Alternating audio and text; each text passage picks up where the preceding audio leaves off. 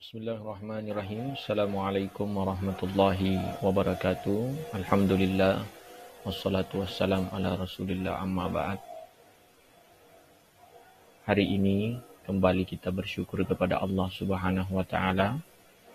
Allah subhanahu wa ta'ala senantiasa menganugerahkan karunia kepada kita, baik nikmat ataukah karunia hidayah, pemahaman, serta kesempatan untuk menyelami akan ilmu Allah subhanahu wa ta'ala.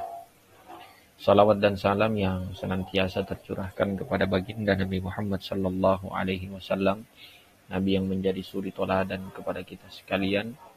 Semoga selaku umatnya kita senantiasa mendapat syafaatnya kelak di akhir yaumil qiyamah dan senantiasa istiqamah menghidupkan sunnah-sunnah Rasulullah sallallahu alaihi wasallam. Pada pertemuan kali ini kita akan membahas terkait bab 6, yaitu kepemilikan atau babul milkiyah. Tentang kepemilikan dalam Islam pun juga diatur, karena ini terkait hubungan dua orang ataukah lebih yang boleh saja saling memiliki hak, dan untuk dipahami bersama bahwa kedua-duanya memiliki hak untuk mengklaim. Oleh karena itu, apa yang dimaksud dengan kepemilikan? Kita lihat secara bahasa atau secara makna, kepemilikan adalah suatu harta atau barang yang secara hukum dapat dimiliki oleh seseorang untuk dimanfaatkan dan dibenarkan untuk dipindahkan penguasaannya kepada orang lain. Menjaga dan mempertahankan hak milik hukumnya wajib. Dari makna pengertian ataukah arti dari kepemilikan ini, bahwa Islam memberikan aturan dan ketentuan tentang kepemilikan, baik kepemilikan pribadi ataupun kepemilikan kelompok. Oleh karena itu, kepemilikan pribadi bisa saja berpindah ke penguasaannya atau kepemilikannya kepada orang lain.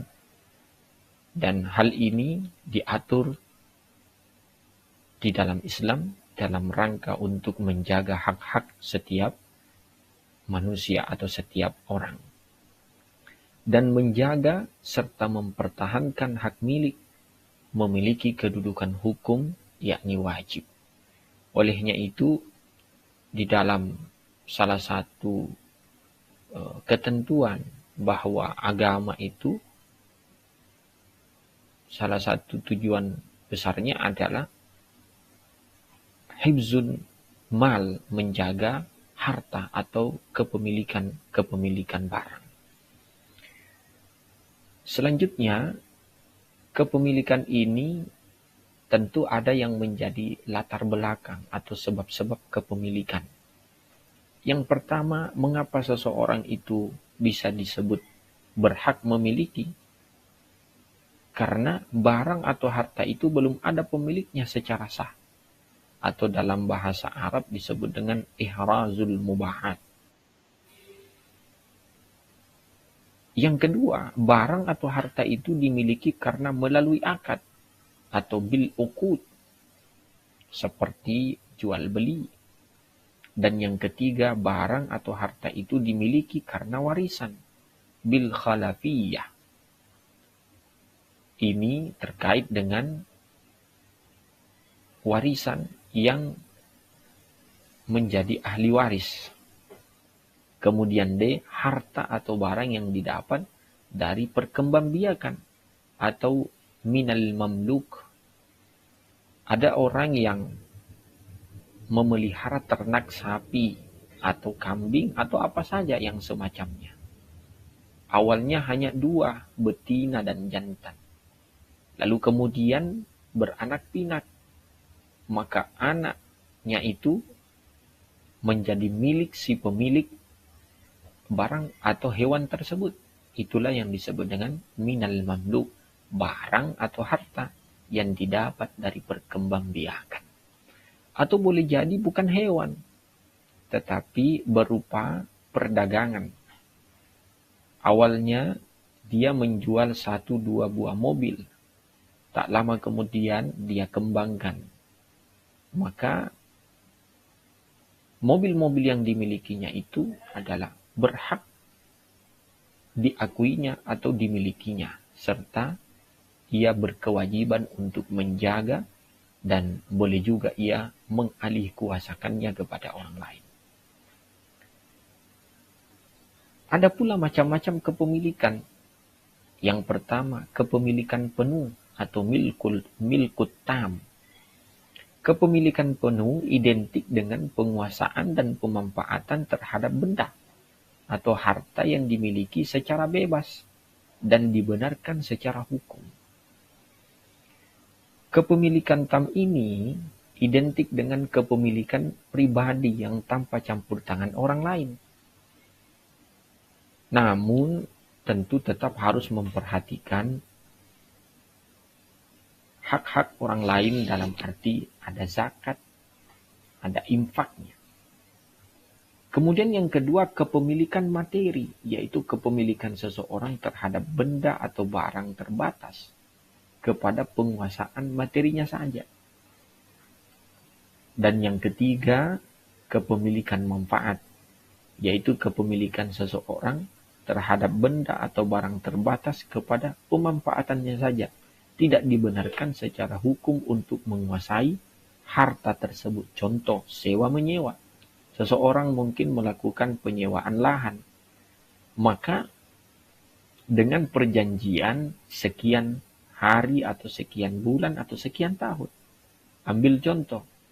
Misal si A menyewa ladang si B selama 2 bulan. Maka kepemilikan manfaatnya itu ya selama 2 bulan. Dimanfaatkan selama 2 bulan. Bila mana telah berakhir atau 2 bulan lamanya, maka kepemilikan manfaat itu pun juga berakhir. Apakah kemudian dilanjutkan akannya tergantung kedua belah pihak. Demikianlah macam-macam kepemilikan. Maka dari sini kita dapat melihat pada diri masing-masing apakah kita memiliki kategorinya penuh atau milkut tam, atau berkepemilikan secara materi, ataukah yakni kepemilikan manfaat saja. Kemudian ihrazul mubahat dan khalafiyah. Apa itu ihrazul mubahat? Yakni bolehnya seseorang memiliki harta yang tidak bertuan atau belum dimiliki oleh seseorang atau kelompok. Contoh misalnya, di hutan yang belum ada satupun yang memilikinya. Hutan yang tidak dilindungi, artinya berhak siapapun yang melakukan atau melakukan pembabatan lalu kemudian diizinkan oleh wilayah-wilayah tersebut. Maka dia berhak untuk memilikinya. Namun di era sekarang tentu ada ketentuan-ketentuan. Kemudian B, khalafiyah. Pengertian khalafiyah adalah bertempatnya seseorang atau sesuatu yang baru di tempat yang lama, yang sudah tidak ada dalam berbagai macam hal. Selanjutnya, macam-macam khalafiyah. Yang pertama ada khalafiyah syakhsun an syakhsin, yaitu kepemilikan suatu harta dari harta yang ditinggalkan oleh pewarisnya. Jadi ini terkait dengan warisan. Kemudian B, khalafiyah syai'un an syai'in. Kewajiban seseorang untuk mengganti harta atau barang milik orang lain yang dipinjam karena rusak atau hilang sesuai harga dari barang tersebut. Ini biasanya terjadi pada sewa-menyewa ataukah pinjam-meminjam dalam suatu barang atau kepemilikan materi yang lain. Lanjut, Ihya'ul Mawat. Kata Ihya'ul Mawat adalah dua kata yang terangkai. Yang pertama bermakna ihya secara bahasa, menghidupkan mawat yang mati. Yakni upaya untuk membuka lahan baru atas tanah yang belum ada pemiliknya. Nah, ini di masa-masa dahulu masih terjadi. Bahkan di prasejarah itu siapa yang pertama kali menduduki tempat yang tidak atau lahan yang tidak bertuan khususnya di hutan, maka dialah yang berhak untuk memilikinya. Namun di era saat ini semua tanah atau lahan sudah tersertifikat, sudah ada pemilik, bahkan hutan pun dilindungi dan dikembalikan kepada negara. Misalnya membuka hutan untuk lahan pertanian, menghidupkan lahan tandus menjadi produktif yang berasal dari rawa-rawa yang tidak produktif atau tanah tandus lainnya agar menjadi produktif. Itu contoh atau bagian-bagian terkecil. Kemudian akad. Dalam kepemilikan tentu ada akad yang terjadi. Bila ada pemindahan suatu barang atau suatu harta tanpa akad, maka dia tidak terkategori sebagai kepemilikan. Boleh jadi terjadi sesuatu hal yang tidak sesuai dengan ketentuan-ketentuan Islam. Itulah kemudian ayat yang panjang terkait dengan kepemilikan atau harta atau utang piutang merupakan salah satu ayat yang sangat rinci di dalam Al-Quran, dan ayat tersebut berpesan untuk menjadi atau mengutus, memberikan bukti atau penulisan hitam di atas putih di dalam pemindahan hak milik. Atau dalam hal ini adalah akad. Akad adalah transaksi atau kesepakatan antara seseorang yang menyerahkan dengan orang lain yang menerima untuk pelaksanaan satu perbuatan. Itulah sebabnya ketika terjadi akad maka ada dua orang yang melakukan suatu transaksi. Ada ijab dan qabul.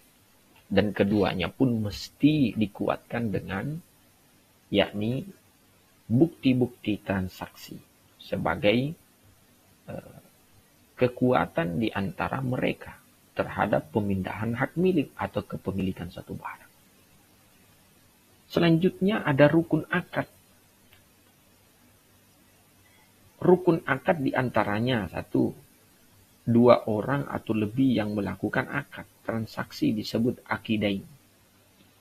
Jadi orang yang melakukan akad ada yang disebut sebagai posisi pelaku, yaitu akidain, dua pengakad.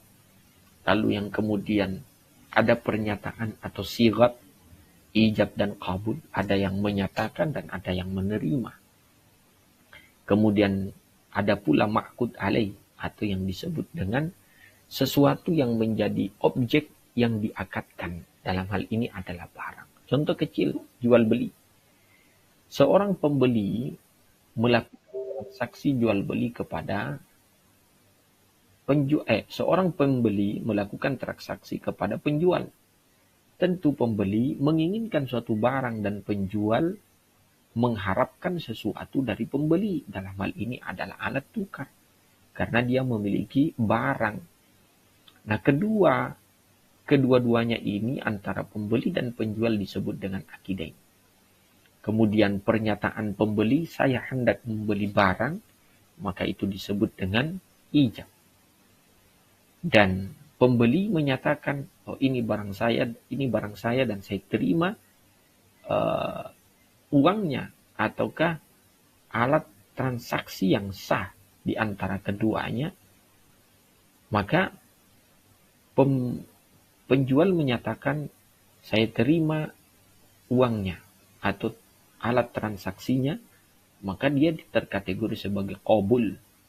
Nah, barang yang menjadi perantara atau objek di antara penjual dan pembeli itu yang disebut dengan ma'qud alaih, sesuatu yang diakadkan.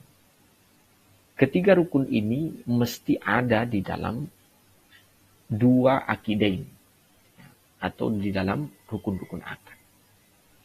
Kemudian ada macam-macam akad. Ada akad lisan, biasa identik dengan pernyataan yang dilakukan dengan cara pengucapan secara lisan atau pernyataan. Ada pula akad tulisan, memadukan antara pernyataan lisan dan akad tulisan. Ini akan semakin menguatkan perjanjian atau transaksi yang dilakukan secara tertulis. Kemudian akad perantara atau utusan, atau biasa disebut dengan wakil, yaitu akad yang dilakukan dengan melalui utusan atau wakil kepada orang lain karena sebab-sebab tertentu. Dan D, akad isyarat, yaitu akad yang dilakukan dengan isyarat atau kode tertentu. Dan yang terakhir ada namanya akad taati, saling memberikan, akad yang sudah berjalan secara umum. Seperti contoh misalnya di warung. Pada umumnya orang yang hendak makan di warung karena menjadi suatu tradisi atau kebiasaan yang dipahami dan bisa dikatakan dimaklumi dan diterima, seorang pembeli di warung semestinya dia membayar terlebih dahulu terhadap apa yang hendak dia makan atau dia pesan. Lalu kemudian transaksi itu menjadi pemindahan hak milik dari pemilik makanan, yaitu pewarung, berpindah hak miliknya kepada pembeli atau orang yang hendak membeli makanan. Setelah dia melakukan transaksi pembayaran, maka pemindahan hak milik itu berpindah kepada pembeli. Maka pembeli itulah yang berhak untuk menyantapnya. Tapi hal ini tidak. Yakni pembeli datang memesan suatu makanan, lalu kemudian makan, dan setelah makan dibayar. Secara akad belum terjadi pemindahan karena belum ada transaksi pembayaran. Tetapi ini adalah suatu yang sudah berjalan secara umum, yaitu nanti bayarnya atau di akhir bayarnya setelah makan, maka hal itu dibolehkan. Nah, dari macam-macam akad tersebut, maka dipahamilah bahwa seseorang yang melakukan transaksi mesti memahami bahwa apakah transaksi yang dilakukan itu adalah transaksi atau akad lisan, tulisan, atau perwakilan, atau isyarat, ataukah akad taati yang boleh jadi itu saling memberikan pengertian atau sudah berjalan secara umum. Dengan demikian, bab 6 ini tentang kepemilikan mengajarkan kepada kita bahwa transaksi atau akad apapun itu mesti ada kekuatan yang mendukungnya. Dalam hal ini ada dua akidain. Ada penyaksi, ada pembuktian, serta ada ijab qabul dan yang menjadi objek akad. Sehingga pemindahan pengalihkuasaan hak milik itu betul-betul sesuai dengan yang semestinya. Sehingga tidak menimbulkan permasalahan atau pengakuan-pengakuan yang bisa jadi merugikan orang lain. Demikian, syukran katsiran. Assalamualaikum warahmatullahi wabarakatuh.